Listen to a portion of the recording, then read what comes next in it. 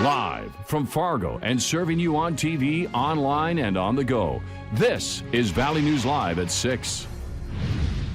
North Dakota continues to ramp up the number of COVID-19 tests being done, with more than 1,900 tests being completed since yesterday. North Dakota is reporting 56 more cases of COVID-19 in the state, bringing the total to 803 positive cases. 310 people are listed as recovered. There are now 16 deaths, with one more since yesterday, a 90-year-old man from Cass County with underlying health issues. 17 people are currently in the hospital in the state of North Dakota. And more than 1,000 people were tested in Fargo today for COVID-19 as the North Dakota Department of Health and the National Guard teamed up for a mass testing event at the Fargo Dome. Today's testing allowed any essential workers, people who are symptomatic, or those who have come into contact with someone who has COVID-19 to get tested. Valley News Team's Katie Opperly explains how this will impact Fargo and our region going forward and what the health officials are hoping to learn. Cars filed into the Fargo Dome parking lot filled with people to be tested for the novel coronavirus. We have capacity to do a little bit over 1,000. This is the largest mass testing event in North Dakota so far. We're targeting different populations and identifying whether or not they have COVID or whether their exposure to COVID is indeed going to make them test positive. So the hope is, the governor's been saying since day one, we want to try to flatten that curve. And the more we test, the more we'll know where COVID is. Adams says being able to diagnose people will help provide better surveillance of the disease. And then this data can be used by experts to fight COVID-19.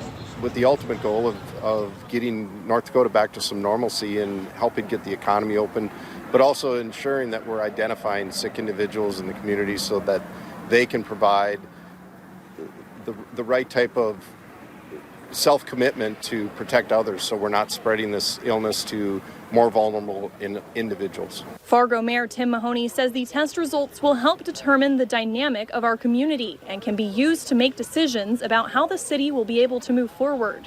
April 30th, theoretically, we're going to open up bars and restaurants, and he's going to take this data and put it in a skill set, or put it in a setting, and see what it means. What will change that, or will it give a different dynamic for our community? Experts say these tests will provide insight into how the disease is impacting the Fargo area and allow officials to make educated decisions as they choose what happens next. In Fargo, Katie Opperly, Valley News Live.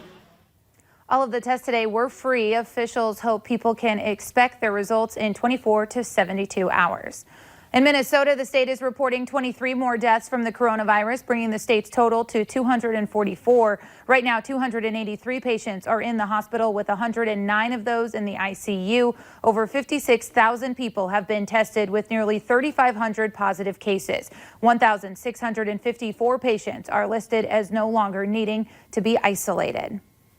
Well, going beyond the typical call of duty, Moorhead Fire Department collected face masks that will then be delivered to congregate living centers. 750 fire departments across the state of Minnesota are collecting masks that people in the community have made. This will help provide protection for those who may not have the equipment they need.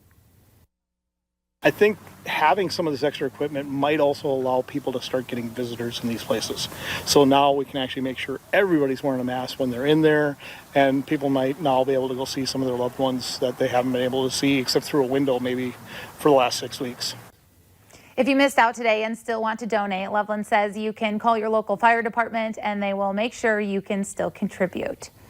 Well, Minnesota Governor Tim Walz announced the launch of a new website to get people who need a coronavirus test connected to a place to administer it. Reporter Aaron Hazinda takes us through what the new website means. The state's new COVID-19 testing webpage will connect you with testing sites close to home. But what happens once you get there? We offer testing at the downtown campus and then at several community clinics as well. Dr. Dan Hoodie, Chief Medical Officer at Hennepin Healthcare, says people still need to call ahead and will need to share more medical information before they're approved to come get the relatively simple test. It's usually over in a matter of minutes, and you'll get the results the next day. Labs could get busier now that the state testing criteria is less restrictive.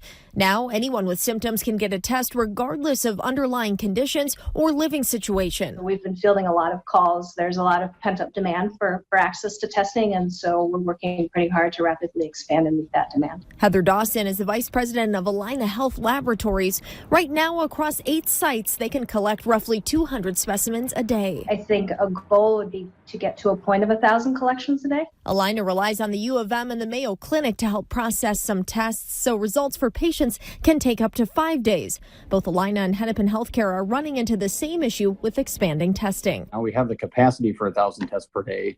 We're running less than that. And the main reason for that is that we haven't had supplies for specimen collection. But both say they're actively working with the state and suppliers to ensure Minnesotans get the tests they need. If there is a greater need with investment, we can certainly scale that up. Erin Hassanzadeh, WCCO4 News. If you would like to check out the new website, you can click on this story on our VNL News app. Well, it was a great morning here in the Valley to get out in the yard maybe. Let's check in with our First Alert Storm Team meteorologist, Justin Fanfarelli, joining us from his home. How does the rest of the night look, Justin? Yeah, thank you, Beth, and good evening, everybody. Yes, actually, the Fargo area did get some sunshine. It was pretty nice out there for a few hours, but most of the area did get mostly cloudy skies with scattered showers, and we're still dealing with those showers. Let's take a look at where they are as of right now. First off, the white on this map, the clouds, the green, the showers, the yellow, the heavier intensity showers. We're looking at a shower just off to the south of Lisbon, maybe some moderate to heavy intensity rain. Also, some rain showers as you make your way across Lakes Country, north of Lidgerwood, just off to the south of Fargo. Hillsboro is getting a good rain shower as we make our way into portions of northwestern Minnesota and the northern valley. Some scattered rain showers. We're mainly dry into the Devil's Lake Basin and down toward the Jamestown area, also mainly dry with cloudy skies and cooler air in that direction. Devil's Lake at 50, Jamestown at 56, but looking into the southern valley and Lakes Country, that's where the warm air was today with more of a southerly flow, upper 50s and lower 60s as of now. So temperatures in the Fargo area are going to fall back into the upper 40s by around the 10 or 11 p.m. hour. Still a chance of some rain showers with mostly cloudy skies. Now, we do have a warm-up on the way. We'll get into that a little later on the newscast in the 7-day forecast. I like the way that sounds. Thanks so much, Justin.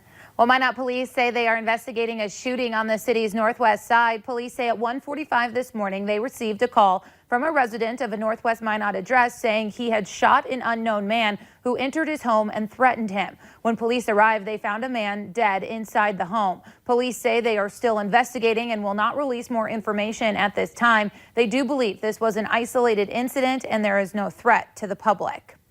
The Cass County attorney has decided not to pursue charges against a man who shot his horse this past February just south of Fargo. Assistant Cass County's state's attorney Ryan Youngren tells Valley News Live after a thorough investigation with multiple agencies, the man, Dean Gehring, will not face any charges related to his euthanasia of his horse by gunshot on February 24th. In a letter obtained by Valley News Live, Mr. Gehring's To Mr. Gehring, the state's attorney says, while the method is not preferred, there was no criminal wrongdoing found. We'll have much more on this story tonight on Valley News Live at 9 on the Fargo CW and Valley News Live 10 at 10. A special train possibly belonging to North Korean leader Kim Jong-un was spotted this week at a resort town in the country, according to satellite images reviewed by a Washington-based North Korea monitoring project, amid conflicting reports about Kim's health and whereabouts. Monitoring Project 38 North said in its report today that the train was parked at the leadership station in Wonsan on April 21st and April 23rd. The station is reserved for the use of the Kim family, it said. Though the group said it was probably Kim Jong-un's train, NBC cannot independently verify the authenticity of the report. Speculation about Kim's health first arose due to his absence from the anniversary of the birthday of North Korea's founding father and Kim's grandfather, Kim Il-sung, on April 15th. Later on Valley News Live at 6, with more testing for the coronavirus still needed at home test kits for the coronavirus could become a reality. And we made it into the mid-60s for the day today, a few degrees above where we should be this time of year with some scattered showers around. We'll give you all the weather information you need to know coming up next.